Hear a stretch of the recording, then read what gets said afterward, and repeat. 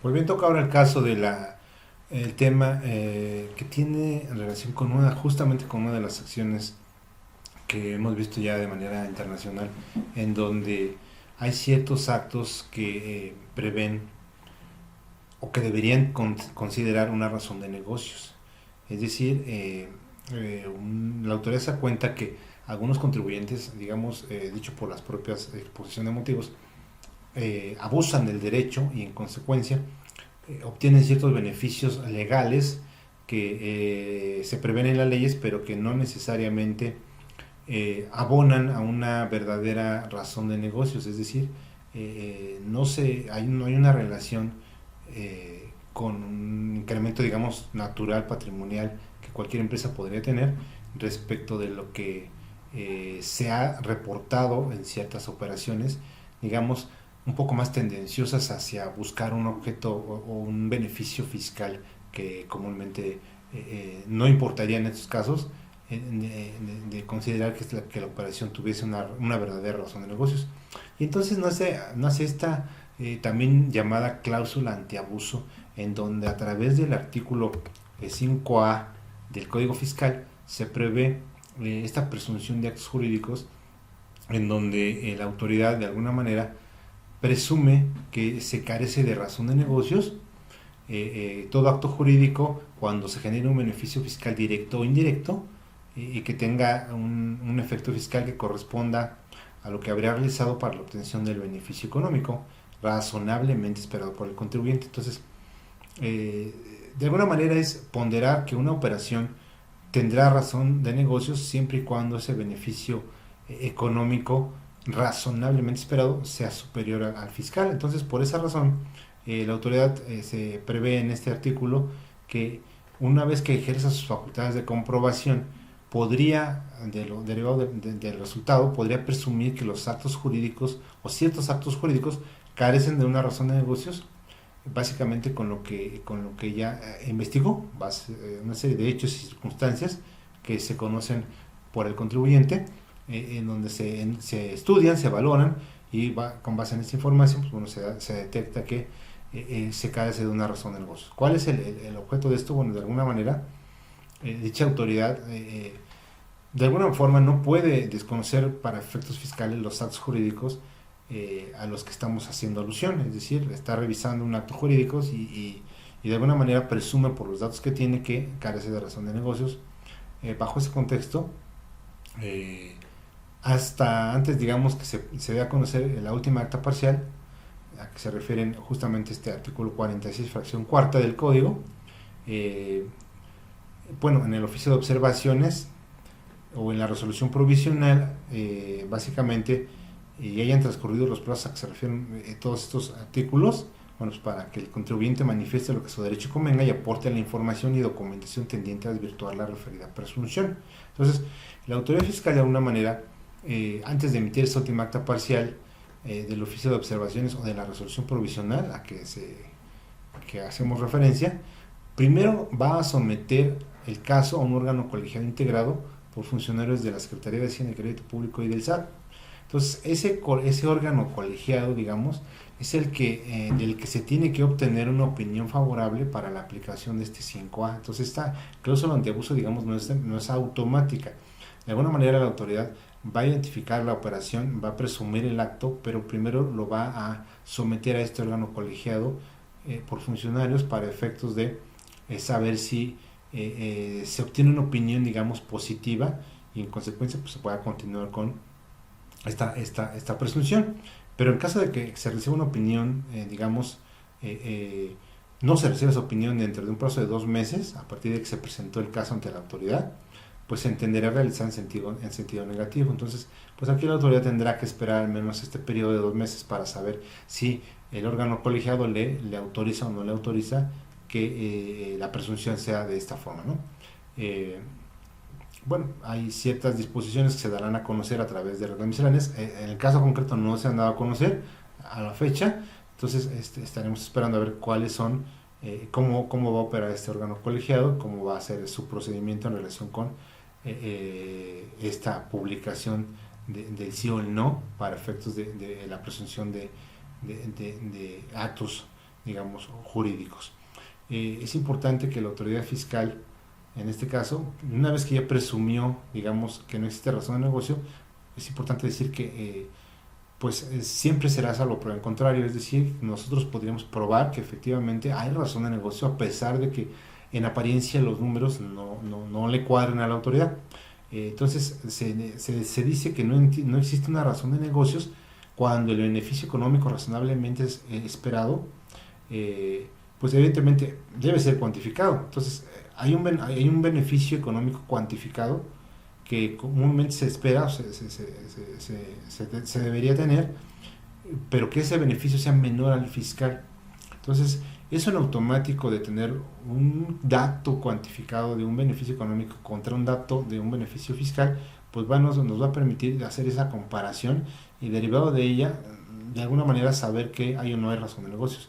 Evidentemente esto no suena nada aparentemente fácil, porque pues hay ciertas operaciones que cuantificarlas no es sencillo, y bueno, evidentemente la autoridad, por el contrario, siempre podrá presumir que una serie de actos carecen de razón de negocios, justamente cuando el beneficio económico razonablemente esperado pudiera alcanzarse a través de la realización de un menor número de actos jurídicos y el efecto fiscal de estos hubiera sido más gravoso. Entonces, de alguna manera se va a ver, digamos, una cierta planeación por parte del contribuyente a la cual la autoridad se dará cuenta en función del análisis de esta información, y entonces siempre ponderará ese beneficio económico contra el fiscal. Entonces, ¿qué cosa es el beneficio fiscal? Dice el propio precepto que se refiere a cualquier reducción, eliminación o diferimiento temporal de una contribución.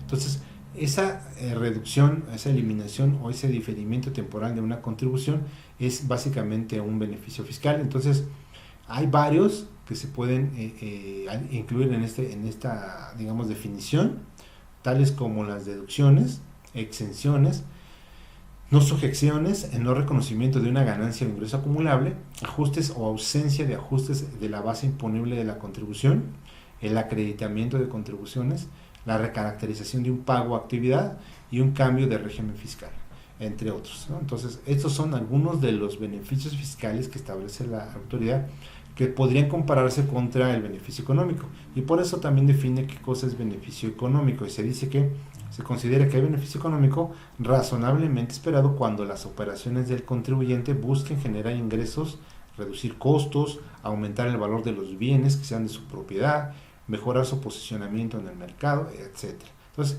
como podemos observar, el beneficio económico va un poco más enfocado allá a una cuestión meramente operativa de la empresa, ¿no? O sea, patrimonial, no tiene nada que ver con, digamos, de índole fiscal.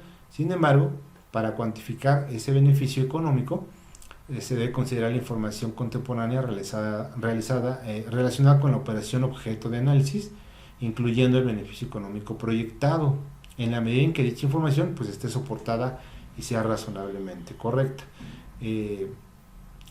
Este beneficio fiscal, digamos, no se considerará como parte del beneficio económico razonablemente esperado. Entonces, si voy a comparar el beneficio económico contra el fiscal, no se vale que el fiscal sea parte del económico. Entonces, extraemos, digamos, cada uno de ellos y podemos hacer ya una comparación mucho más profunda, de tal suerte que podamos identificar si hay razón de negocios. Esto de la expresión de razón de negocios se aplica con independencia de que las leyes que regulan el beneficio económico razonablemente esperado por el contribuyente y básicamente, pues bueno, los efectos fiscales generados en términos de este artículo 5A, pues en ningún caso van a generar consecuencias en materia penal. Entonces, la intención de que la autoridad presuma que hay un acto jurídico que fue realizado sin razón de negocios, pues bueno, está dando de qué hablar, porque algunos contribuyentes pues, evidentemente prevén que esta norma pues no está del todo, digamos, aterrizada, sino que está un poquito más hacia el aire, ¿no? O sea, es decir, para la autoridad podría ser muy sencillo decir, todas las operaciones no tienes razón de negocios, no hay ese tema de un beneficio económico contra un fiscal, y pues estar en el entendido de poder encontrar cada uno de estos, digamos, esta materialidad de las operaciones, pues hoy día ya es un hecho. Entonces, es un artículo que, como comentábamos, un ajuste en donde pues también fueron involucrados. En este caso es una de las acciones BEPS que platicábamos, este artículo 5A, porque pues en otros países ya se ha utilizado este asunto de poder distinguir el económico del fiscal, ¿no? Más adelante incluso este beneficio fiscal también toman, digamos, esta definición para llevarlo a otros menesteres que tienen relación con esquemas de revelación de esquemas reportables. Lo veremos un poco más adelante, cómo la autoridad, a través de revelar cómo se realizó una operación y que le demos santo y seña de cómo se hizo, también prevea, digamos, esta definición de beneficio fiscal, entendiéndola como esa reducción, esa eliminación o ese diferimiento temporal de contribuciones, ¿no? Entonces, aquí pues poner atención a que, pues como siempre lo hemos manifestado, tratemos de documentar en la mayoría de los casos todas las operaciones desde todos los ámbitos, ¿no? Desde que se realiza el contrato, se realizan los hechos, cómo llegó, cómo se fue la mercancía, cómo se prestó el servicio, quién lo prestó, por qué lo prestó, qué beneficios se obtiene, ¿no? para esos efectos. Bueno, pues en la medida que tengamos más información alrededor de una operación, pues va a ser más fácil defender cuando aparentemente la razón de negocios no se dé. Esto es importante comentarlo porque en algunos casos es real que no fue negocio, que se invirtió demasiado dinero en publicidad o en algún otro aspecto y a la hora de sacar las cuentas pues no nos dan, ¿no? Y parecería que el contribuyente pues está aplicando un beneficio fiscal indebido. ¿Por qué? Pues porque está llevando una deducción que a lo mejor parecería que no le compete. No hay razón de que alguien invierta cierta cantidad cuando va a ganar muy poco o casi nada o va a perder. Pero bueno, así es el mundo comercial, no siempre se gana. Entonces, en la medida que tengamos pruebas para determinar que la razón de negocios en su momento existió y que por una serie de circunstancias, casos fortuitos o de fuerza mayor, no se llegó a ese número, pues creo que tendremos la posibilidad de una mejor defensa en relación con esta cláusula antielusión, ¿no? Entonces, para que tengamos en cuenta este tema. Vale la pena apuntar, bueno, que hay una regla por ahí, una regla miscelánea en esta resolución 2020 para, pues, permitir la presentación de consultas colectivas sobre la aplicación de disposiciones fiscales. En el caso concreto, a través de organizaciones que agrupan contribuyentes, ¿no? Entonces, hay esos contribuyentes que agrupan, que son arropados, digamos, por alguna organización y que en ese sentido, pues, en el caso concreto de razón de negocios, pues, bueno, esa opción no se puede ejercer para contribuyentes que estén aplicando este artículo 5A. ¿Ok? Entonces, tomarlo en consideración.